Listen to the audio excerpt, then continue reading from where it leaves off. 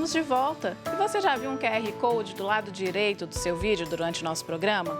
Se você for até ele com o celular, vai ser direcionado para a página da Faço Parte, onde vai conhecer mais sobre o Santuário Basílica Nossa Senhora da Piedade e do Ar. A sua ajuda é fundamental para manter a preservação do Santuário da Padroeira de Minas Gerais. E o câncer coloretal é comum em pessoas depois dos 50, 60 anos. Mas, como a gente já falou aqui anteriormente, hoje em dia o número de jovens adultos com a doença vem crescendo por conta de hábitos inadequados de vida e histórico familiar.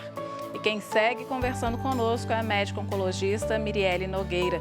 Você também pode participar do nosso programa mandando sua pergunta para o nosso WhatsApp. 931 99642 8473. Pode mandar pergunta e sugerir temas. Doutora, como a gente vinha falando então, antes, a senhora citou algumas doenças, citou a questão das hemorroidas, síndrome do intestino irritável, existem outras doenças do intestino também que podem levar a um surgimento ou podem ser um facilitador, digamos assim, para o surgimento de casos de câncer coloretal ou não necessariamente? As doenças inflamatórias intestinais, elas abordam uma parte da população que tem um fator ligadas a um fator autoimune. Essa inflamação constante do intestino, ela acaba sendo um fator de risco para o desenvolvimento do câncer coloretal. Mas, na maioria das vezes, o câncer é esporádico mesmo, a gente chama de esporádico, e não necessariamente ligado a esse fator. Esporádico no sentido de acontece na população sujeita às agressões do intestino em função dos hábitos de vida mesmo, Ana, que é o que a gente comentou. Cigarro, excesso de peso. O próprio excesso de peso, que a gente fala tanto, né, a obesidade, ele prediz um estado inflamatório do corpo. O excesso de peso, a obesidade, os picos de glicose, insulina, eles fazem um ambiente pró-inflamatório, que aumenta a chance de câncer. Não só o câncer de intestino, outros cânceres também. A gente tem aí tumores ginecológicos relacionados a esse excesso de peso e vários outros. Então, de uma forma geral, sim, podem favorecer o desenvolvimento da doença, as doenças inflamatórias intestinais. A senhora falou aí das doenças inflamatórias e não dá para deixar de perguntar uma coisa que me ocorreu aqui agora. O coronavírus é uma doença que deixa o corpo do paciente muito inflamado depois, né? Mesmo depois da cura.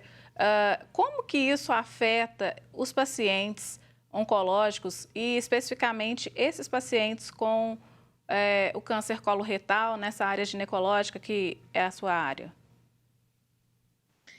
Na verdade, é uma doença nova, né? A gente está aprendendo a trabalhar com ela e teremos aí mais dados epidemiológicos colhidos ao longo dos anos, mas daqui para frente, Ana, a gente ainda não consegue dizer se tem alguma relação direta com o desenvolvimento de doenças outras em função da infecção pelo coronavírus, né? Mas, a princípio, as doenças infecciosas não necessariamente aumentam a chance de desenvolver câncer, porque é um estado inflamatório agudo, né? Ou o paciente melhora ou ele piora em função da infecção. Em geral, as doenças infecciosas não necessariamente estão ligadas ao desenvolvimento do câncer. O que a gente sabe, e tem sido cada vez mais pesquisado, é que a flora intestinal ela desempenha grande papel no desenvolvimento do câncer ou na proteção contra o câncer, sabe?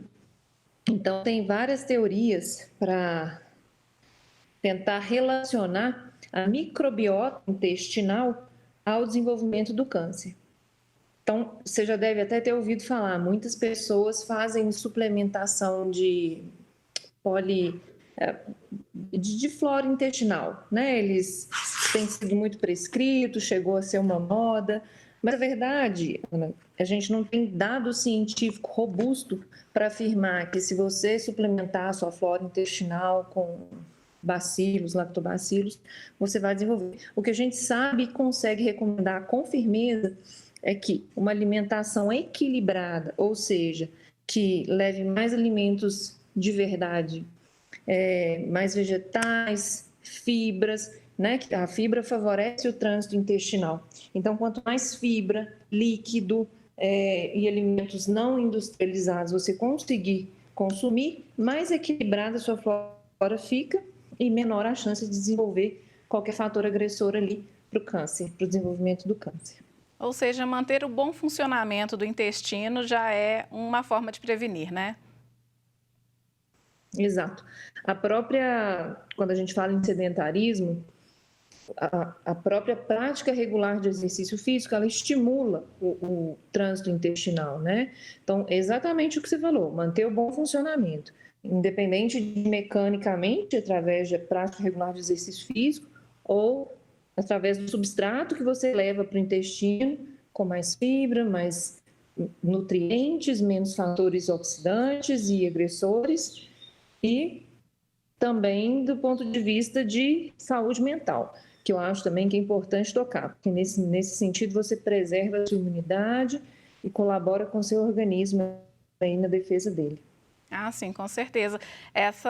A ciência hoje já comprova, né, o quanto a mente influencia no tratamento, às vezes até deixar o avanço das doenças uma coisa mais lenta, né, doutora? Sim, na medida em que você tem menos estresse, tenta ter o maior equilíbrio possível, que não é, obviamente, a gente é sempre submetido a estresse, né? Uma vida saudável é tentar dormir bem, tentar ponderar melhor os estresses que vão chegar para você, melhora a sua imunidade, melhora a sua defesa. Nosso primeiro mecanismo de defesa, mesmo contra o câncer, é a própria imunidade. Então, desde que seu sistema imunológico esteja íntegro, maior a sua chance de sucesso em proteger ali o tumor nas fases iniciais. Uhum. E como que é a escolha do tratamento? Uma vez que a pessoa está com o tumor, qual que é a escolha? É feito de acordo com as características, o tamanho dessa lesão, a localização? Isso. Como a gente tinha comentado aqui, o câncer coloretal é uma doença altamente curável. Essa é a principal mensagem que eu queria deixar aqui para todo mundo. Infelizmente, na nossa realidade, no Brasil, hoje em dia, menos de 50% chega para o diagnóstico em fases curáveis em função do estadiamento que o paciente chega para ser tratado. Mas, na maior parte das vezes, o tumor vai surgir de um pólipo presente no intestino, que é uma lesão benigna, que sofre essa transformação ao longo dos anos. Então, a gente consegue, nas fases iniciais, tratar com sucesso, 90% de cura, só com a ressecção desse pólipo, que pode ter lesões pré-malignas, que eu impedi que ele se tornasse um câncer, ou mesmo nas fases ainda já câncer, mas inicial, onde eu retiro ele cirurgicamente. Nas fases mais avançadas, ou seja, nas fases em que ele já se localiza fora do intestino, ele já deu metástase para alguma outra parte do organismo, a gente vai precisar associar outros métodos, como, por exemplo, quimioterapia. Mais recentemente, a imunoterapia e certas vezes também a radioterapia, dependendo do estadiamento da doença, que é o estágio da doença. Quanto mais precoce, maior a chance de sucesso, êxito e menos morbidade de tratamento a gente vai ter. Uhum.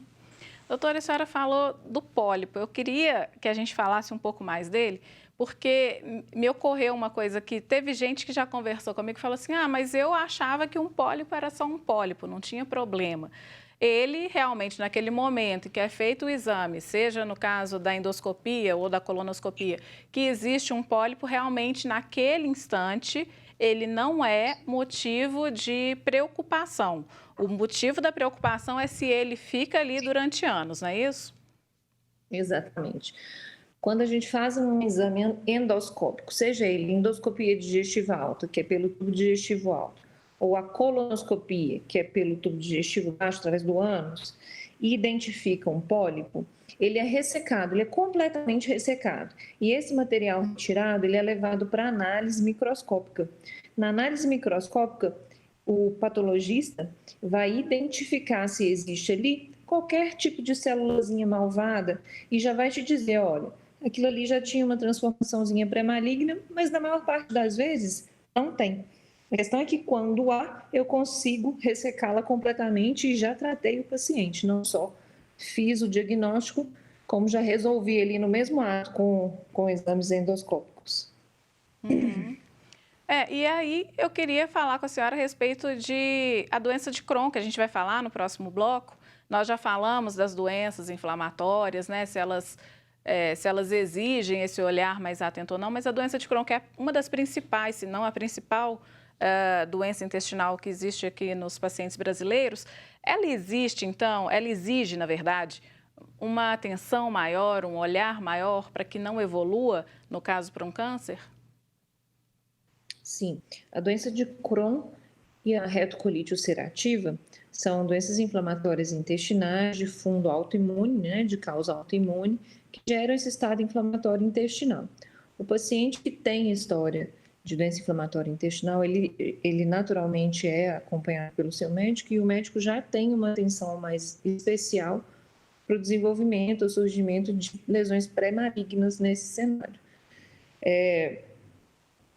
Em geral, eles são tratados com imunossupressores e sofrem e fazem um acompanhamento mais regular com o seu médico. Então, grande parte das vezes, uma coisa compensa a outra, porque fazendo um acompanhamento mais regular, esse paciente fica mais sujeito à proteção, né?